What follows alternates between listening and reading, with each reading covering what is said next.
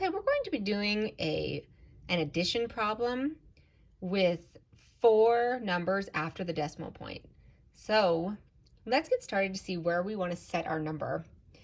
So when I have 4 digits after the decimal point, I can't set the number here where I would normally set it on the far right hand of the abacus, because if I use my unit mark as my decimal point, I only have 3 rods available after that decimal point. So I have to move over. I know that all my unit marks can be decimal points. So where do I want to begin? Well, the first unit mark from the right isn't going to work because it only has 3 rods available and I need 4. So I'm going to go to my second unit mark. That's the unit mark between what would normally be the thousands period and the millions period.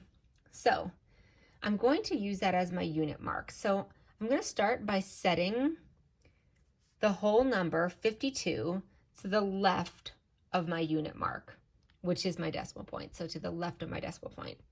So we're going to be using the indirect method for this problem. So I'm going to set these just directly 52. I don't have to count anything out.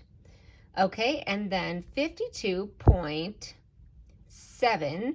So I'm going to start by setting the 7 directly to the right of that unit mark, which in this case is going to be the 100,000ths rod. So let's set 7, and then right next to that 3, and then 7, and then 1. Okay, so I've set my first add-in now, and now I need to add my second add-in, which is 26.2734. So I'm going to start by adding the 2 of the 26, and I can do that directly. And then I'm going to add the 6 of the 26. I can do that directly also. Now I'm here at my decimal point. I'm feeling for the unit mark on my abacus, and I'm going to go to the right of the decimal point, and it's a 0.2. So I'm in the tenths. I'm in the tenths. So the 2 is 2/10, and I can add that directly.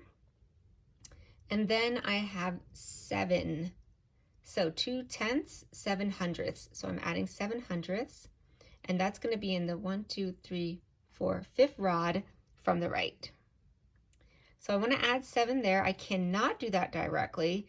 I also cannot just add 1 bead from the column in the 10ths column. So I have to go all the way back to my ones column, which is past the unit mark. And so that's okay. You can go past the unit mark to add things back to move more beads. Okay, so I'm going to add 1 bead there. And I'm going to clear all my beads in my 10ths column. And then I have to clear 3 of my beads because I only needed to add 7. And clear 3 of my beads in my 100ths. All right, now I'm going to move on to the thousandths. And that is going to be the 4th rod from the right. And that's 3. I want to add 3. I cannot do that directly either, so I'm going to add 1 to my 100ths, and that's 7 too many, and so I'm going to clear 7. All right, now I'm going to go to my last number that I need to add, which is 4, and that's in the 10,000ths. And so can I add that directly? No, I need to add the 5 bead and then clear a 1 bead. Now I'm going to read my answer here, and my answer is 79 point, because that's where my decimal is here, 0105. So I have my 79, and those are my whole numbers, and then I have my decimal point here, and then to the right of my decimal point I have a 0, then a 1, and a 0, and a 5. And that's how we do an indirect method addition of decimal points that have 4 digits after the decimal point.